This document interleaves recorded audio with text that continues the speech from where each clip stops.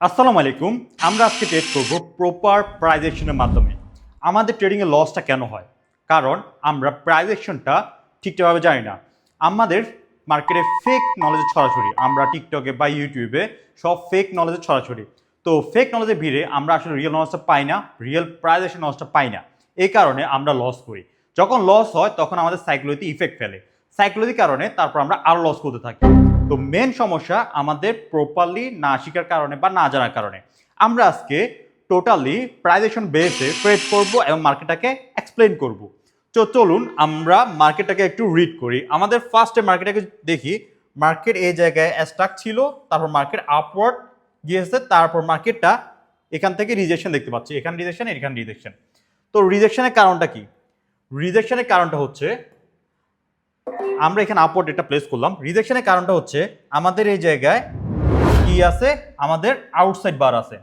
Market outside বার থেকে কি পেয়েছে, আমাদের ডিমান্ড পেয়েছে। ডিমান্ড পাওয়ার কারণে এই জায়গায় রিজেকশন আসছে, দেন মার্কেটটা আপওয়ার্ড যাইতেছে। আমি এই ক্যান্ডেলে টপ ট্রেডিং করছি। কি কারণ টপ ট্রেডিং করছি? টপে কেন করছি? কারণ মার্কেটটা একটা ডিমান্ড এরিয়া থেকে সাপোর্ট নিয়ে যাইতেছে বা পুশ নিয়ে যাইতেছে, এখানে বাইং অ্যাক্টিভ হইতেছে এবং মার্কেট এখান থেকে আপওয়ার্ড যাইতেছে। আমি এই কারণে ক্যান্ডেলের মাঝখানে ট্রেড করতে পারতেছি আমার এরিয়া বুঝে। তো আমাদের এখানে দেখেন ক্যান্ডেলটা আমাদের 50% থেকে রিভার্স আসতেছে। 50% বলতে পারেন, বা আমাদের এনগালফিং এর হিডেন লেভেল থেকে মার্কেট রিজেকশন আসতেছে, প্লাস 150 লেভেলও আছে। তো আমাদের এখন কি হইতেছে, আমাদের এটা হয়ে যেতেছে ট্যাপ 3 এর আন্ডারে। তো আমরা পরেরটা করব আপওয়ার্ডে। এখানে কেন আমরা আপওয়ার্ড ডেটা প্লেস করলাম? এখানে আমাদের হয়েছে ট্র্যাপ 3। ট্র্যাপ 3 কিভাবে? পিছনে যদি দেখি আমাদের বাইংটা কেমন, বাইং মার্কেটটা আমাদের স্ট্রং। তার রেফারেন্সটা কেমন ছিল? স্ট্রং ছিল, কিন্তু রিভার্সাল আছে 50% রাউন্ড নাম্বার এবং হিডেন লেভেল থেকে সবকিছু একই জায়গায় আছে। তারপর আমরা কেন আপওয়ার্ড করছি? কারণ এই কারণে আমার সেলিংটা এই সেলিং এর উইকের ভিতরে ক্লোজ, পাশাপাশি আমাদের বাইং প্রেশারও আছে মার্কেটে। আর মার্কেটটা কোন জায়গা থেকে সাপোর্ট নিয়ে যেতেছে, কোন জায়গা থেকে মার্কেটে ডিমান্ড আসতেছে? তো ডিমান্ড আসছে এই জায়গা থেকে, যেখান থেকে আমাদের আউটসাইড বার আছে। আউটসাইড বার থেকে মার্কেট ডিমান্ড ক্রিয়েট করতেছে। ডিমান্ড ক্রিয়েট করা মানে মার্কেট উপরের দিকে যাবে। এখন দেখা যাইতেছে মার্কেট স্ট্রাগল করতেছে আমাদের হিডেন লেভেলটা ব্রেক করতে। যখন দেখতেছি আমাদের স্ট্রাগল করতেছে, দেখেন বারবার পুশ আসতেছে, বারবার পুশ আসতেছে, এর মানে আমাদের সেলিং এর একটা হিন্ট দিতেছে সেলিং আসবে বা আসতে চলেছে। তো পরের ক্যান্ডেলে আমরা গ্যাপ আপ করছে। তো এই ক্যান্ডেলে আমরা একটু ওয়েট করি, আমরা একটু ওয়েট করি, দেখা যাক মার্কেট কি করে। আমরা ওকে, মার্কেট হেভি সেলিং প্রেশার আছে, আমরা কিন্তু হাত দিব না। আমাদের যদি আউটসাইড বারে এরিয়াতে আসে তখন আমরা হাত দিব না, ওলা হাত দিব না, ক্যান্ডেলটা অনেক বড় করে ফেলছে। তো এখন আমরা এখানে ট্রেড না করাই ভালো, আমরা একটু ওয়েট করি। ওকে, চলে আসছে। আমরা এখন এই জায়গায় কেন করছি? আমাদের সেম এরিয়া, সেম এরিয়াটা দেখেন কোথায় ছিল, এটা এটা কিসের এরিয়া ছিল? আমাদের একটা ডিমান্ড এরিয়া ছিল। ডিমান্ড এরিয়াটা কার? আমাদের আউটসাইড বারের। আউটসাইড বারের ডিমান্ড এরিয়া থেকে আমরা ডিমান্ড ট্রেড করছি। এবং এই ক্যান্ডেলের পরে মার্কেট কি করবে? মার্কেট রিভার্সাল করবে। কেন রিভার্সাল করবে? এক, আমাদের এই জায়গায় ডিমান্ড এরিয়া, দ্বিতীয় আমাদের সাপ্লাই, তৃতীয় আমাদের এটা ট্র্যাপ 2। পিছনে বাইং কেমন? স্ট্রং। রেফারেন্স কেমন? স্ট্রং।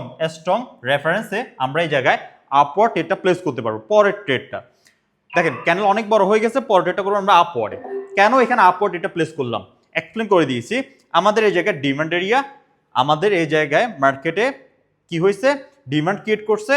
ডিমান্ড ক্রিয়েট করার পরে আমাদের মার্কেটে ইনসাইড বার এবং আউটসাইড বারের লজিক আছে, সাইটের ইনসাইড বার এবং আউটসাইড বারের লজিকটা আছে। দেন আমরা এই জায়গা থেকে বাইং অ্যাক্টিভ হবে দ্বিতীয়ত। আর এখানে হচ্ছে আমাদের ট্র্যাপ 2। ট্র্যাপ 2 কিভাবে হয়? পিছনের সাইডে অপোজিট পার্টি যদি স্ট্রং থাকে, তারপর যদি অন্য পার্টি যদি স্ট্রংলি বড় একটা ক্যান্ডেল করে ফেলে, ম্যাক্সিমাম টাইম রিভার্সাল করে। তো আমরা এখানে এই কারণে রিভার্সালের জন্য ট্রেডটা প্লেস করছি। তো আমাদের দেখা যাক মার্কেট কি করে। মার্কেট যদি আবার এটা রেড ক্যান্ডেল করে ফেলে, যদি রেড ক্যান্ডেল করে ফেলে, যদি এটা ভিতরে ঢুকে যায়, আমরা আবার আপওয়ার্ড করবো। কেন? টোটালি এটা হচ্ছে আমাদের ডিমান্ড এরিয়া। ওকে, আরেকটা জিনিস আমরা লক্ষ্য করতেছি, মার্কেট আমাদের ডাব্লিউ প্যাটার্ন ক্রিয়েট করতেছে, বা আমাদের ডাব্লিউর মতো হচ্ছে ডাবল চপ ক্রিয়েট করতেছে এই জায়গায়। নেক লাইন কোন জায়গায়? নেক লাইন হচ্ছে আমাদের এই পয়েন্টে, এটা হচ্ছে আমাদের নেক লাইন। এটা মার্কেট নেক লাইন ক্রিয়েট করতেছে। তো আমাদের মার্কেটে এই যে আপওয়ার্ড, ওকে অনেক বড় হয়ে গেছে, আমাদের মার্কেট অনেক উপরে চলে গেছে, আমরা একটু আপওয়ার্ড করি। যেহেতু মার্কেট টার্গেট হচ্ছে যে আমাদের আপওয়ার্ড যাওয়া, আমরা এই জায়গায় আপওয়ার্ড দিকে ট্রেডটা প্লেস করছি। তো দেখা যাক মার্কেট কি করে। মার্কেট আমরা টপে দিয়ে করছি এবং আমাদের মার্কেটের ওভারঅল টার্গেট হচ্ছে আপওয়ার্ডে।